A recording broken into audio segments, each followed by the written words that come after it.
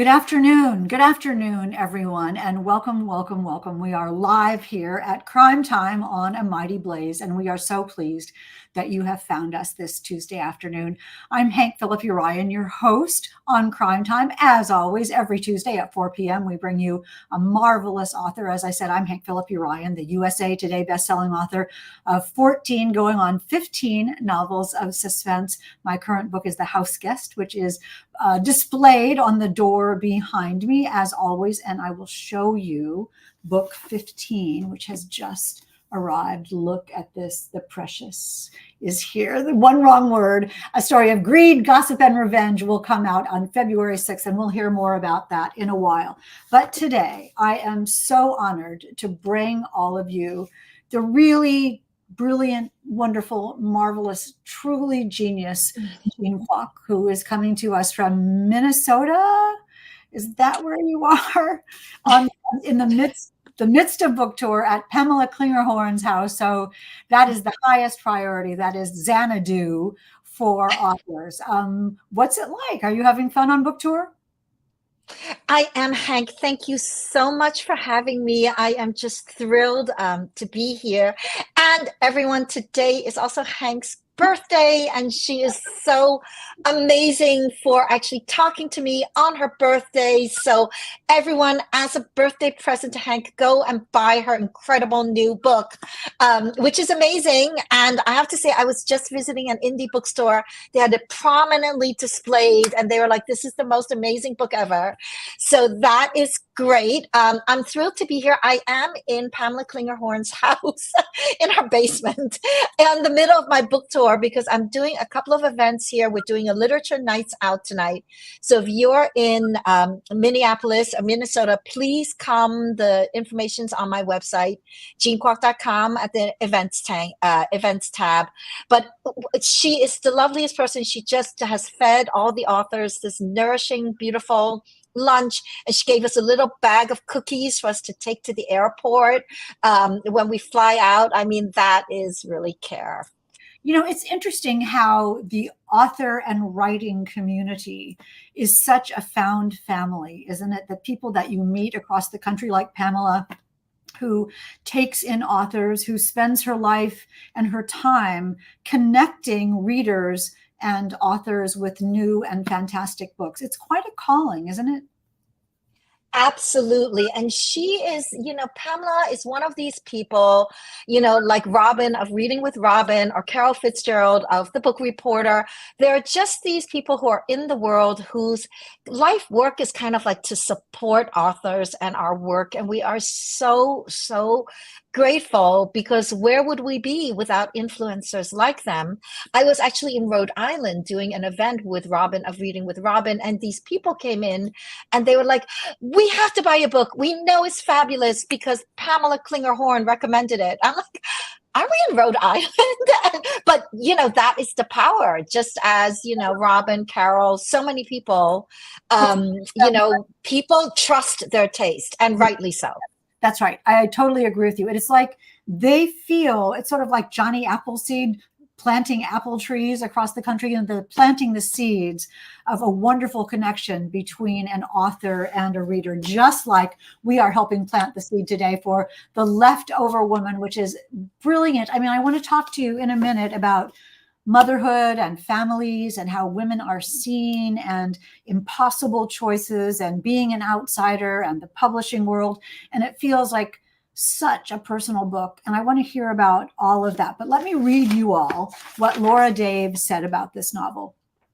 Laura Dave said, a magnetic meditation on secret histories, motherhood, love, and how we show up for each other in the most surprising of ways. A beautiful, propulsive story, says Laura Dave. I know that you're an old pro at books, and every one of your books has been a massive success. What were you thinking, though, last week, the night before The Leftover Woman came out? What is that like? Do you ever get used to the anticipation? Never. I think We were just chatting about this before. It's you never know. You never feel like you can rest on your laurels. I mean, I've been very fortunate with The Leftover Woman. It's gotten a ton of attention and it's been picks, and it's a book of the month pick. It was a CBS top fic pick.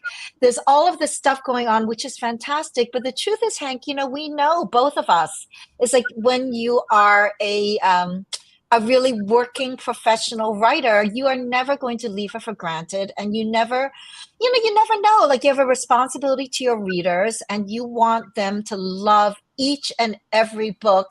So you're going to do everything you can while you're writing it. But then once that book comes out, you also have to do everything you can so that people know it's out there, and that if they're interested, that they will go and read your book. So no, I mean, they started touring me actually before the book came out.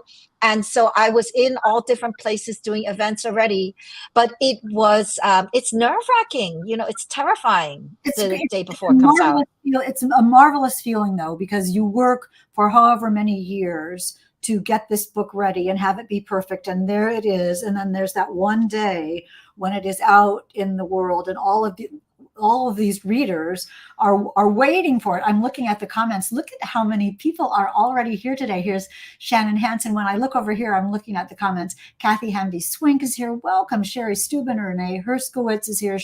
Susie Baldwin. Anissa is here. Hi, Anissa Armstrong. Kim O'Connor Rutter is here. Sharon Bishop is here.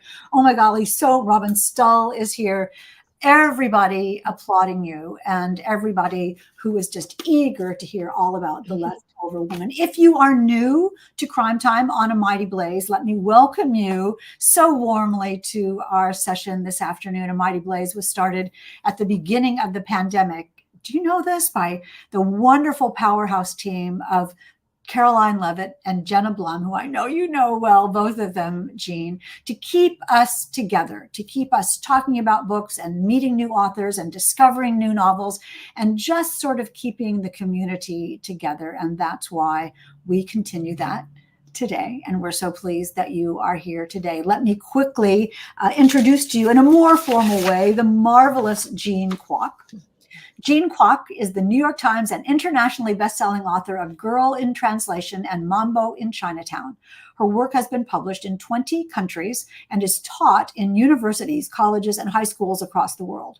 She has been selected for numerous honors, including the American Library Association Alex Award, the Chinese American Librarians Association Best Book Award, and the Sunday Times EFG Short Story Award International Shortlist. She received her bachelor's degree from Harvard University and earned an MFA from Columbia University. She is fluent in Chinese, Dutch, and English, and divides her time between the Netherlands and New York City. And the other thing that she is doing is giving away a copy of her marvelous The Leftover Woman. Look at that face. The cover is amazing. The reflection when you get your own copy of it, and I know you will be able to drink in this gorgeous, evocative cover. So in order to be entered to win a copy of this gorgeous novel, all you have to do is leave a question or a comment or just general adulation for Jean in the comments. And at the end, Margaret in the back room, Kathleen Wiedek says, "My next read, thank you." Welcome, Kathleen. That's great. Margaret in the back room will spin the wheel of fun and we will pick a winner. So just make sure you leave a comment or one or two or three or a question, and we'll try to get to those at the end of the session as well. I know Jean and I love to hear your questions, so we will get to that. I want to talk all about this, but first just set up, Jean, if you will, what this story is about. Right. So The Leftover Woman is about what happens when a young woman in China gives birth and is told shortly afterwards that her baby had died. A few years later, she finds out that her daughter had not died, but had been given away, had been placed for adoption by her no good husband. That's my favorite part of the synopsis. Her no good husband to a wealthy American couple.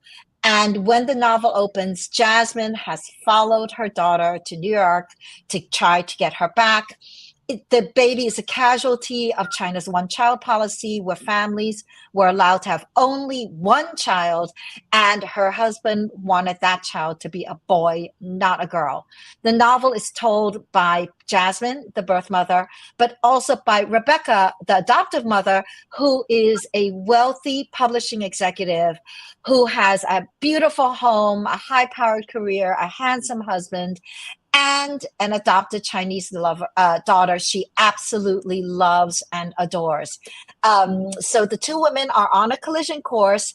It is, they say it's about two mothers, two worlds, and one impossible choice. I mean, that's what I was just going to say. It's about two different worlds colliding, and the way you characterize each of the worlds and the way that they have to braid together is completely marvelous. The book is essentially two points of view, Rebecca and Jasmine. Can you tell us a little bit about Jasmine herself and then a little bit about Rebecca? Well, Jasmine is, she's young, she's powerless. She's rooted in my own background as the youngest of seven children in a very traditional Chinese family, where I also felt not valued and not seen and not heard. And she basically is kind of used and manipulated by her society until she finds this out about her daughter, that her daughter had been, given and taken away from her. And she thinks, well, that is enough. Now I'm going to take action. And she pays the Chinese mafia to go to the US, and she tries to find her life there. She has to find work. And I have to tell you, when I was little, I had this encounter with the Chinese mafia that I will never forget. And I was standing behind the counter of a relative store in Chinatown, New York. And suddenly I was looking down the barrel of a gun. What? And I remember it was so round and metallic. I was looking right at it. And I, having excellent self-preservation instincts, did not move, was just staring at the gun blankly. And my relative took her hand, put it on my head, and pushed me under the counter so that I was out of the way of the bullet. But basically, it was the mafia coming to collect protection money, as they did from many places in Chinatown. And I think we are not paid on time or something like that. So it is it's a real thing, and so she owes money to them, and she's desperate to try to get work to pay them back before she gets taken in. The other main character is Rebecca. Let me just put you on pause for a second. Sure. I want to go to Rebecca in a minute because I know I asked about it, but let's go back to Jasmine for a second, because when you're talking about the snakeheads, the Chinese mafia, and her galvanizing decision to find her own power, to find her own daughter, and do whatever it takes to do that. That's a massive mind change, and a massive realization for Jasmine, who's been held down, subjected, made to feel small, made to feel invisible, made to feel unnecessary. And she comes into her own power. Talk a little bit about the power of motherhood and love to galvanize someone into that kind of terrifying action, to come illegally into the United States, where she's not supposed to be, and where she's absolutely other, to find her daughter. No, absolutely. I mean, I think, in order to understand Jasmine, it's like you have to know, in China, the one-child policy really devastated families for decades. And, we are a society where, like many kind of rural, poor countries, people used to have a lot of kids because they didn't all survive. They would have big families to ensure some survival. And a child was kind of your only insurance policy. And you didn't have the government taking care of you. So if you got sick, when you got old, your family would take care of you. And in our culture, boys married out, and boys were the continuation of the family line. Girls married out. And so if you're allowed only one child, what does that mean? If that child is a girl, it means you have no family whatsoever. And our religious pursuit was that we would offer food and burn kind of fake money for our relatives with the souls of our ancestors.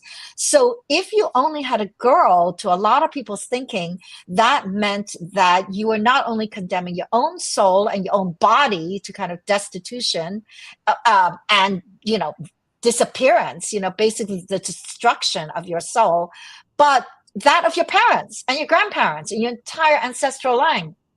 So the result of this policy was that today in China, there are 32 million more Chinese men than women.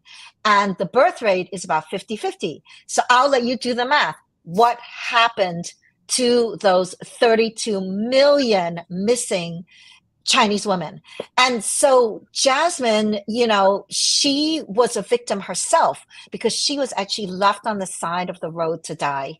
And she was saved by her grandmother, who could not bear to let that baby die, and brought it into the house, but at great cost, because the penalties were so severe and they had to lie and pretend that she was twins with another sibling.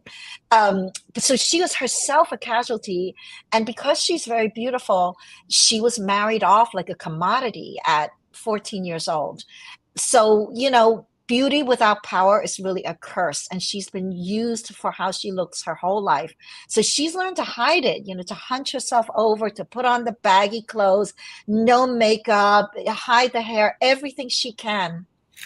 And she also genuinely, loves her much older, no good husband, but as time goes on, she realizes things are not as good as she had hoped they were as a young girl.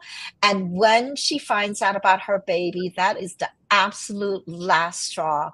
And she, those are the kind of galvanizing moments where she thinks, this is it. I am not going to take this anymore. I am going to take action.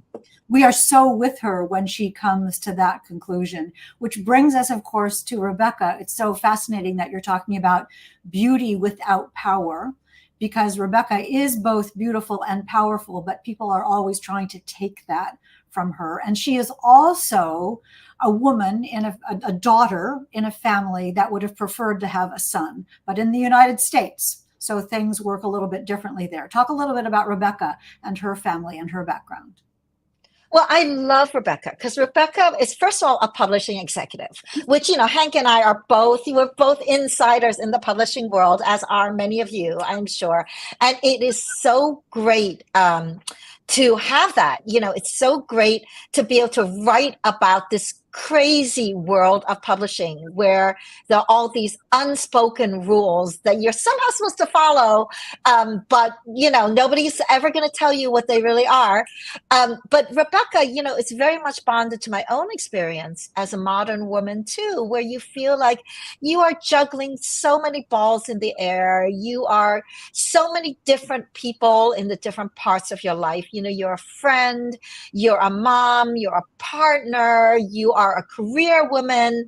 And I think as women, we have it pretty hard. I think we judge ourselves very, very harshly. And indeed, Rebecca is privileged in that she's born into wealth.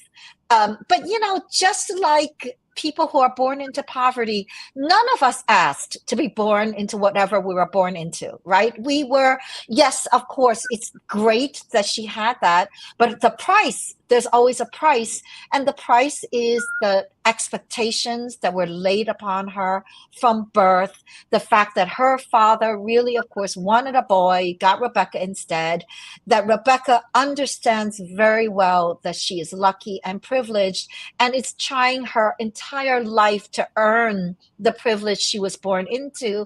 And yet it's never going to be good enough to do that. It's never going to be able to do that.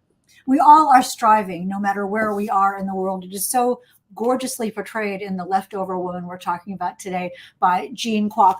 Rebecca and Jasmine, we know because we're readers, because we're smart readers, and look at all of you. Sharon Bishop and Renee is here, and Liz Havens is here, and Robin Stull. So many people are here today. But we know what's going to happen. We know Rebecca and Jasmine, the two points of view characters, are going to come together at some point. And there's this undercurrent of expectation and suspense about how that's going to happen. And at the beginning of the book, we sort of realize it almost before Jasmine does. Talk a little bit about why you decided to introduce us to Fiona that way, and tell us a little bit about her. Do you mean the first scene in which we see her with Rebecca? Yeah. Yeah. So basically the book starts with Jasmine, and we're in Jasmine's point of view, and we are following her as she's looking for work and as she runs into an old friend from China where they never had a romantic relationship, but they were best friends. We can feel that there's something brewing, in the air with them. And then as we find out that she did leave a child, that there was a child in Jasmine's life, we cut to Rebecca. And Rebecca is having a fabulous party in her fabulous penthouse in New York City. And when we first see her, she is in a grocery store with her Chinese nanny and her Chinese adopted daughter, and she hears the man in the store accusing them of theft. And she runs, and you'll have to see how the scene plays out yourself. But that is also based on my real life, which is that when I was a kid, I was a poor working class immigrant, and I went into the supermarket with my parents, and the clerk kind of leapt out at us, like he'd been hiding in the potato chips or something. I was holding a bag in my hand looking at it, and he said, you're the one stealing them, you're the one who's been opening them. And I was like, I mean, we were just speechless, absolutely speechless, because obviously I hadn't done anything. The bag wasn't open, but he was sure that it was us and we had done it. And I have to think the only reason is because we were people of color in that store. And he just jumped to that assumption. I mean, there are so many scenes in the novel where the reader can feel your passion and your connection with those scenes. That's one of them. They talk about set pieces in novels. There's a scene in this novel at Rebecca's party where you're just saying, oh no, oh no, oh no. The balance of this gorgeousness with the terribleness of what we know might be happening. What's it like for you to write those? I mean, the potato chip scene, right from the heart, the party scene, right from the heart. Talk a little bit about how you are, and then we'll get back to the story, how you are putting those things on paper. How does that feel to you? And why is it important? Well, it feels really wonderful and cathartic to be able to write about things that are so close to your heart. I mean, I do think that this is one of my most deeply personal novels because Jasmine's plight is something that I can identify with so deeply, but also Rebecca's. I mean, I was not wealthy. I didn't live in a penthouse in Central Park, but I did go to Harvard and I do know places like that. I know that lifestyle. And it was really a lot of fun to write about these very different worlds in New York City that are going to collide.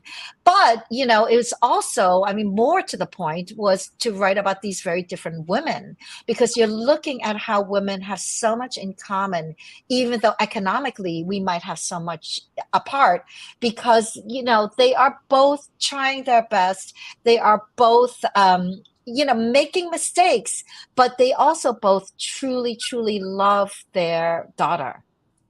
It's such a family, it's such a story of motherhood and mother-daughter relationships. I mean, father-daughter relationships as well are important in this novel, but the bond between mother and daughter and how we deal with that and what we feel that we must do for our children, which brings up an impossible choice. One of the many impossible choices in this novel is sort of what's best for your child when it may not feel like it's the best thing for you. Talk about that sort of wrenching decision-making element of the story.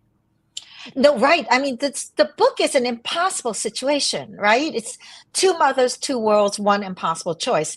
And I made the decision early on that I wasn't going to cop out and have both women get the kid or something like that. I would have a kind of resolution. In fact, one of the early readers of the novel said to me, why don't you just make Rebecca into the villain of the novel? And you can have Jasmine fighting against her the whole time. And then in the end, it can resolve however it resolves. But it would be a natural choice to make the adoptive mother evil and the antagonist. And I was like, but I can't do that because I love Rebecca. I love Rebecca as much as I love Jasmine. I feel for Rebecca. I mean, she does make some big mistakes, as does Jasmine, but she's so doing her best. She's Well, I just mean, a modern woman. yes. And isn't it more realistic, more authentic to have Rebecca be just as good as she can be? Isn't that so much a better story? Exactly, exactly. But it is kind of impossible because when you're reading it, you, I hope, love both Jasmine and Rebecca. And you're going back and forth and thinking, oh no, she deserves it. No, she, no, she.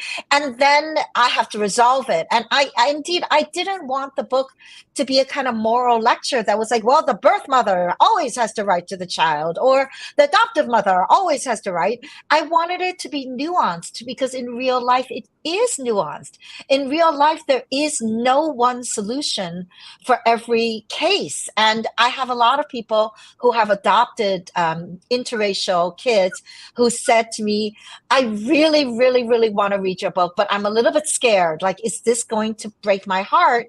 And I have to say, no, it's really not going to, because it pleads for both mothers all the way through. And in the end, the novel is so much more about what they have in common rather than all of the issues that tear them apart. I mean, it's interesting because I was listening to you thinking it doesn't so much break your heart as it fills your heart. It makes us Oh, understand why people do what they do, and the power of love, and the power of family, and the power of growth. I mean, roots and wings, all those kinds of things. It's interesting. I see Kathleen Wiedeck in the chat is saying empowering who to root for, though. And that's another thing that you do so gorgeously in The Leftover Woman, is that our alliances alter and change, but we are always allied with Fiona, with the little girl, and that's sort of the linchpin of the story in every way. Ruth Ware, as Mighty Blaze is putting in the background, Margaret is saying a heart-tugging exploration of love, belonging, and the meaning of family. So let's take Ruth Ware's idea of belonging here. Talk a little bit about how that element of belonging and longing to belong plays a role in this book. well, I think any of us who have been displaced, we know what it means not to belong, right? Especially immigrants, even if your parents were immigrants or a few generations earlier, we know what that feeling is like of not knowing. Even if you move and you start anew in a new state or a new place, it's like if you're in New York City and you say, I went to this high school or I live in Hoboken, people around you are going to nod and they'll say, oh, yeah, I know that. My friend went there. That's a good school. And your identity is reflected back at you like little mirrors all around you. But when you are an immigrant, for example, who starts anew somewhere else, or you just moved somewhere, or you're in, let's say, a society that you were not born into. Let's say you were poor and suddenly you're in a wealthy environment. You feel that those reference points are gone, and you say, oh, I used to live in Hoboken, and nobody knows what that means. And it means that you have to be very strong about who you are and what you want to be. And absolutely, we need to belong as human beings. We want to belong. And that's why for Jasmine, in the first chapter, it's so powerful when she runs into her childhood friend, Anthony, because he can reflect a bit back to her of who she is and who she used to be. Can you tell? I mean, I'm just trying to think if it's too much of a spoiler if you tell us about what she sees. Do you think it is? Shall we tell people, or should we just Wait, which she sees where? on his wrist? Yes, yeah, we can tell them.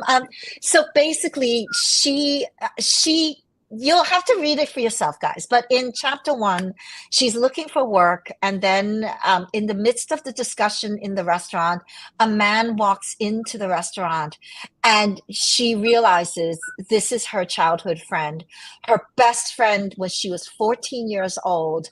And they recognize each other, and they were never romantically involved, but they loved each other as friends. Well, she loved him as a friend. He might have had more feelings for her, but what happens is that that home meeting kind of goes horribly wrong because he's so mad at her. He's furious that she married somebody else. And she broke off their friendship. And of course, she had no choice. I mean, a woman in that age who was married is not supposed to be having friends who are boys. And but they're so mad, and they're stalking off, and she's kind of like, I never want to see you again. They're both in that situation. And then she sees, indeed, as Hank said, on his wrist a little bit of red thread.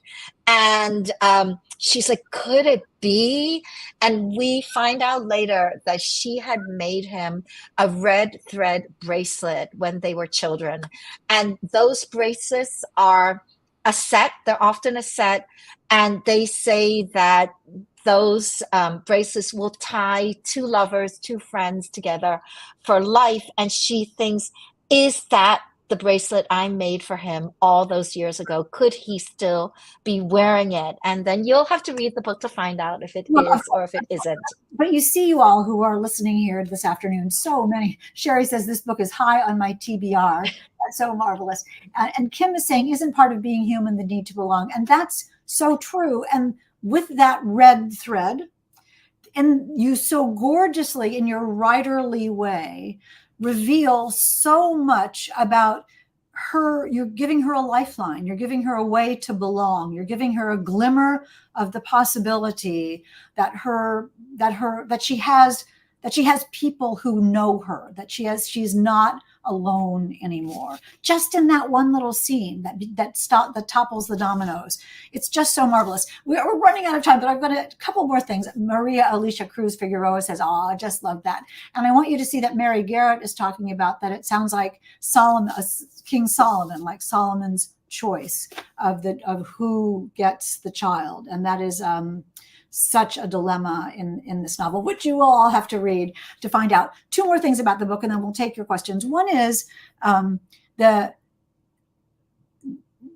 insider, the fabulous insidery look at the publishing world, where we get to find out things that I would say a lot of people just don't know. Talk a little bit about why you chose that world, and all of its pluses and minuses and all of its underpinnings and all of its conflicts and ambitions and auctions for novels and the desirability of certain books and certain people at certain times, and how far people will go to get that. Talk a little bit about why that's so important in the book. Well, it was just so much fun to write. And indeed, at the beginning of the novel, when we meet Rebecca, who is the publishing executive, her career is in jeopardy because she was a big rising star. She picked this book and she made it into a big success. And then they found out that the author had not been honest about the book and had plagiarized parts of it.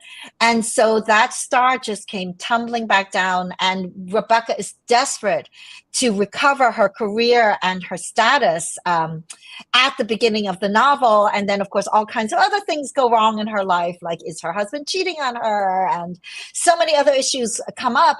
But it was so fun to write about what it's like to be in the publishing world and all of the affairs that people do have with each other, and things like the Frankfurt Book Fair, which is where international rights are sold. I think it's actually going on right around now, and it's very exciting. And I talked to my foreign rights agent and I was like, so how much sleeping around is there at the Frankfurt Book Fair? She's like, oh, you don't want to know. So I was lucky to have a real insider source of all the gossip and the ways in which publishing is just a very fun world. So for those of you who might be aspiring writers, it is a really kind of intimate look at what it's like to be inside that world. It's so funny.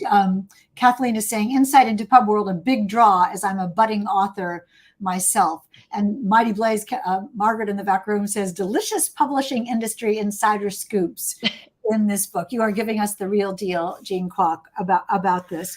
I want to ask you about your writing, though.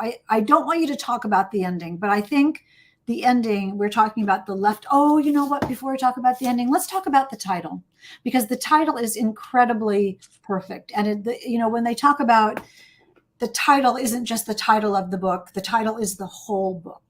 Talk a little bit about where that title came from and why it is so perfect.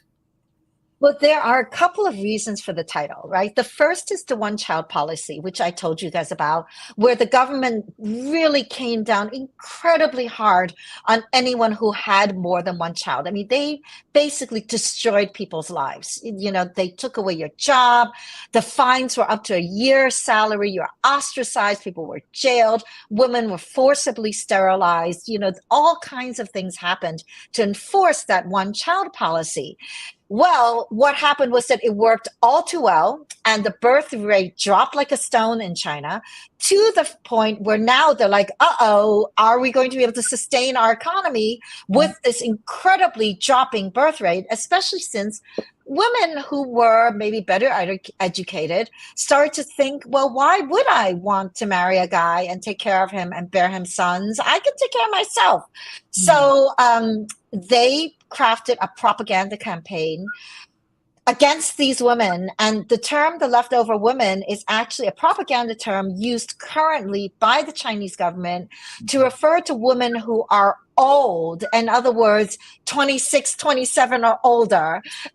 They're calling them old because they are not contributing to society by having children. And they are like leftovers on a plate. They are wasting themselves. And so even though there was so much oppression of women and 32 million Chinese women disappeared, it is still somehow our fault now that the birth rate has reversed itself. But in the book, the leftover woman has a different meaning because Jasmine is not that old yet. She's in her early 20s. But the leftover woman refers to the ways in which we as women have so many different roles and how we cut ourselves into all different pieces to be palatable as a mother, as a career person, as a partner, as, all of these different roles. And what Jasmine says is that after everyone has cut away what they want from me, I am what is left. I am the leftover woman. It's heartbreaking to read that and heartbreaking to read this passage. And this, she says, in China, this is what you have written, in China, I'd seen posters warning girls of the danger of becoming leftover women that no one wanted, leftover like scraps on a table, uneaten food, both a sacrilege and wasteful, something that should have been nourished, our country squandered and turned into rubbish, unwarned, purposeless, of no use anymore. I was a leftover woman, I realized, after everyone else had carved away what they wanted to see in me and taken what they desired. I was all that was left. Now, that is so beautiful. And that is what I wanted to ask you about, because this is a great story. And I know you hear that, you all, the story of Jasmine and Rebecca and Fiona and the publishing world and the search for motherhood and daughterhood and happiness and romance and love and acceptance and belonging. But it is also gorgeously, gorgeously written, immersively and evocatively written. How are you when you write? Does this flow from you? Is it the gift that you feel when you're sitting at your desk or wherever you write?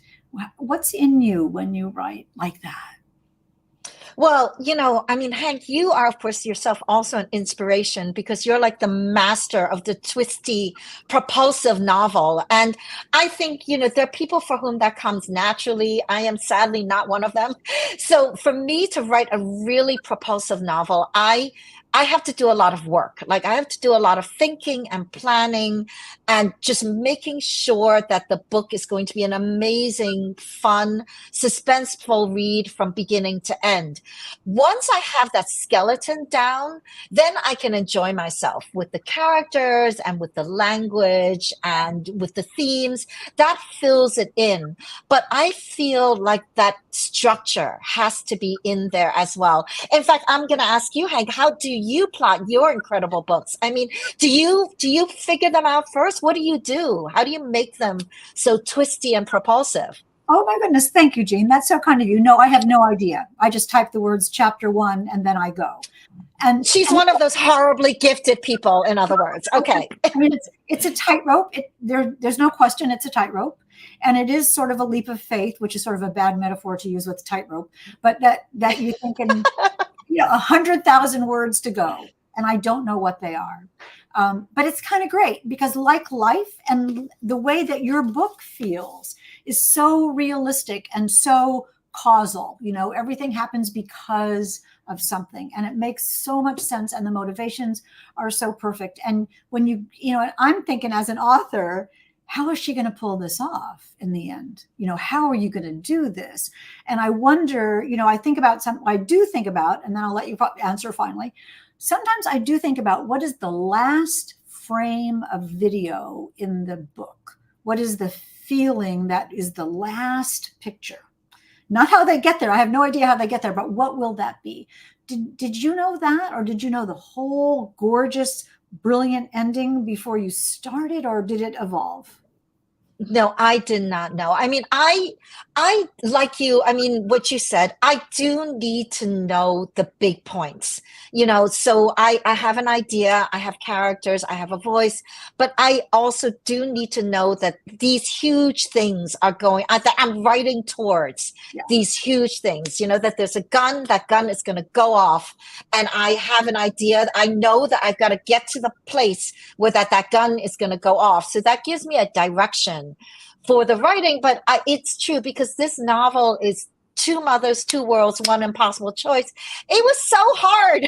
And in the process of writing it, I know readers are like, how's she going to do it? I was like, how am I going to do it? Because I wanted to come to an ending that was surprising and twisty and felt earned, and that did justice to both of their women and both of their love for that child.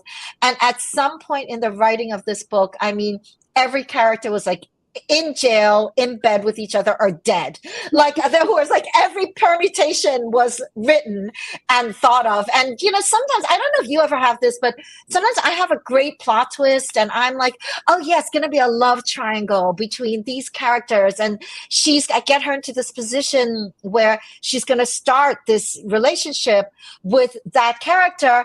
And then I got my character there and she was like, no, I'm not doing him. No way. I would not look at him twice. And I'm like, then I have to think up a whole new plot twist. No, then you say like, I know you don't want to, but you have to, because this is what I have to go. And they say, no, I'm just not going to do that. And when you listen to that voice, when you listen to that, whatever it is, muse, subconscious, writer brain, imagination, whatever it is, when you listen to a character that is talking to you, it means that you're on the right track. It means, whatever they suggest or suggest that you think about is better than what you had, is always better than what you had. That's such a wild success. And when you think for the good, when you realize it, don't you just think, this is right? I mean, isn't that, you must have felt like that at the end when you close the book and you think, that's how I felt. It's like, oh, I never would have thought of this, but this is how it's supposed to be. No, absolutely. I mean, you do have that moment of panic where you're like, oh, you don't want to do that. Now, what am I going to do? But we have all read books where the author has forced the character into something that the character would not actually do. And we can feel it. I mean, readers are so smart. You can think, you can feel, and you get mad. You're like, she would never do that. That just seems manipulated, and that's the sign of a bad book. And so, or when some character does something that is just so incredibly dumb, and you're like, oh, the only reason she's doing that is to move the plot forward. That's the type of thing that I think really good writers don't do. And that is important to respect. And then you have to find the right ending that, the book deserves. Yes, exactly. Well, this is The Leftover Woman, you all. Seamless and gorgeous and realistic and natural and genuine. And it feels like almost a story that was transcribed from reality. It is, I love this book. I'm trying to say, is what I'm trying to say. I absolutely love this book. And I know you all will too. We're going to get to some questions and answers. And then don't forget to leave a question, because one of you who leaves a question will win a copy of The Leftover Woman. And the other of you, you know what to do. Click, click, click, go to your local bookstore, snap this up right away. So let's take a question from Sherry, who says, how do you name your characters? Oh, what a great question. I'd love to know this. Well, and actually, I am very compulsive about naming my characters. And I have a pet peeve, I have to confess. And I get so irritated when I read a novel and all the characters' names like begin with the same letter. Have you ever had that when you read it and you're just like, okay, I know you really like the letter S because we've got a Sally, we've got a Sharon, we've got a Sam, and it just makes me crazy. I guess maybe because I'm not smart enough to keep track of all of them. I get them confused. And I hate that. So I actually alphabetize. I have an alphabet for my character list, and I will allow myself only one letter per character. And sometimes maybe I'll do two if I can't help it, but I actually spread my character names all over the alphabet. And I think a lot about what that name evokes. How do I feel? Is that a sexy name? Is it an attractive name? Is it an old-fashioned name? And I actually look it up. I actually have a lot of baby name books, and I look through them. Now, I don't look at, oh, this came from the Greek meaning that, because nobody cares. But I look to see, what do real people think of when they see the name Rachel? What comes up in their mind? Is it positive? Is it negative? I have to tell you, I have given my husband some really bad moments when he's like, why are you reading the baby name book like so avidly? It's like, yes, well, but it's for my work. Indeed. I do that too. I would name everybody something that began with C or M, everyone. And I have to consciously stop myself from doing it. So I have a list too. I have an alphabet list too, and I just cross off the letters as I get them. And that's great. That's really wonderful. And you're so right about what it evokes. Jasmine and Rebecca, we know those women. We know who they are. And Fifi's name, Fiona's name, evolves, and that's interesting. That's a whole nother story. All right. Who else has a question? Did you read as a child or young adult? Asks Robin. Yeah, I actually didn't speak English when I first came to the US, so I had a very hard time. But the moment I learned to read, it was all I wanted to do. So I loved reading, and I read my entire children's library. We didn't have the money to buy books, but I read Nancy Drew, I read Anne of Green Gables, I read all the time. And to this day, my favorite thing to do to relax is to read. I don't turn on the TV a lot. I don't watch Netflix a lot. I think it's great. That's a fun thing to do with my kids on a date or something. But like for myself, my favorite thing to do is to read. And I just want to make sure before we get off, I know we still have time. Everyone, remember today is Hank's birthday. Happy birthday to Hank Phillippi Ryan, who is such a brilliant writer. And as a birthday present to her, you should all go order her new book, which is incredibly fabulous. Hank, can you just hold up a copy, because I'm on book tour and I don't have my copy with me. Please hold it up. Yes, it's a fantastic, fantastic book. And as a present, she would love it. Go get a copy. It's a present for yourself. And I've been seeing it everywhere because I'm on book tour and I'm going to indie bookstores, and it's always face out. So when I get the chance, I just take a photo and I zip it over to Hank. You're so funny. I'm sure none of you on Crime Time has ever seen me blush before, but this is a first. Jean has made me blush for the very first time on this show. That is so incredibly kind and sweet of you. We're going to just turn the focus back to The Leftover Woman. Who else Yes. My students complained about all the P names in the Crucible, but I explained that they were real people, so Arthur Miller couldn't change them. That's an interesting fun fact from Mary, a teacher. Anissa says, "Hey, Anissa, welcome. Do you have any pub day rituals?" I have to tell you that usually pub day is so insane that it's hard to have an actual ritual. But I had a particularly challenging pub day because I was in a hotel that shall remain nameless. And it was the night before my pub day. And I had been running and my hair was a mess. And I wanted to shower in the night because I knew from the moment pub day started, it would be like, go, go, go, go, go. I go to turn on the shower, and we've all had the experience where there's no hot water. There was no cold water. It was the craziest thing. So both taps were like boiling, like really boiling hot. I couldn't get under the shower. So I'm like, okay, call down to reception. Nobody's there. Like nobody. It's a little hotel in a little area. I was like, all right, I'm searching through all the literature. I'm like, there must be somebody we can call. In a tiny little piece of paper, they're like, call Bob in the event of an emergency at night. So I'm like, okay. So I call Bob. Guess what? Bob doesn't pick up. I'm like, Bob, I got to shower before my pub date. So I'm calling and I was like, I'm going to call him because I know he's there, pretending he's not there, hoping that I will go away. And he finally picked up on like the fifth call. And he said, oh yes, sorry, the pipes are old. You've got to run them for like 10 minutes and then there will be cold water. And then I was able to shower. So showering is my new pub day ritual, guys. Shower with reasonably temperatured water. I mean, this is such a perfect book tour story. When you're crazy, you're crazed, you're pressured, you don't have any time, you have 15 minutes to do the thing, and then the hairdryer doesn't work.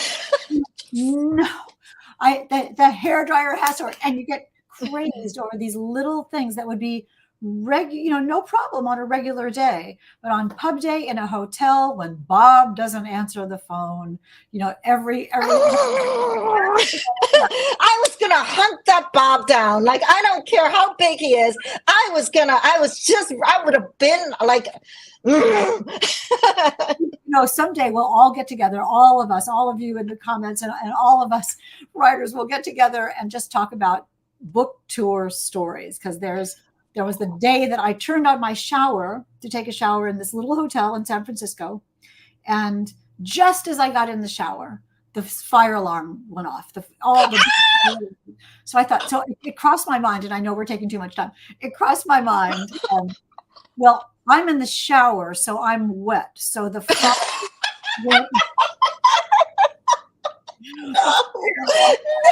It's a long story. I'll tell it to you at some other point. Did you get off? Did you run out, Hank? What did you do? Bob will be the next villain, says Kathy Handy. Well, I turned off the shower to put on my bathrobe to go downstairs, and the fire alarm went off. So I thought, oh, okay, well, that's fine. That was a mistake. So I turn on the shower water again, get in the shower, and the fire alarm goes off again. So I get out of the shower and I pick up the phone and I say, I've had the fire alarm is going off. And they're like, no, it isn't, ma'am. And I said, well, yeah, it is. And they're like, no, it isn't. And it wasn't, of course, at that time. And long story short, too late for that because it's already too long. Turned out that the steam from the shower water was setting off the fire alarm, the smoke alarm in my room. Oh, are you guys happy that you came today? Are you all to Crime Time today for Tales from the Road? From Hank and things you would never hear. I know I don't have time to tell this, but I will come back on Crime Time sometime with Hank, and I'm going to tell you my haunted shower story that happened to me in London that was terrifying. So until the next time Hank and I reunite. We will promise you to hear the haunted shower story, which again sounds like Nancy Drew, the clue in the haunted shower. I like it. We could do that. We have been talking about The Leftover Woman by the amazing Jean Kwok, and we are about to spin the wheel of fun to see which of you will win a copy of this novel. And is this cool or what? And this, wow. I know this is Margaret's confection here in the back room, her invention. Katie Crutchfield. Oh, So great. Is yay. it? Katie, we are so pleased that you won, and thank you so much for your marvelous questions and your wonderful enthusiasm. So you will get some info about how to email me, and I will email the producer, and she will email Jean's publisher, and they will send you the book, and it all works perfectly. It all works perfectly.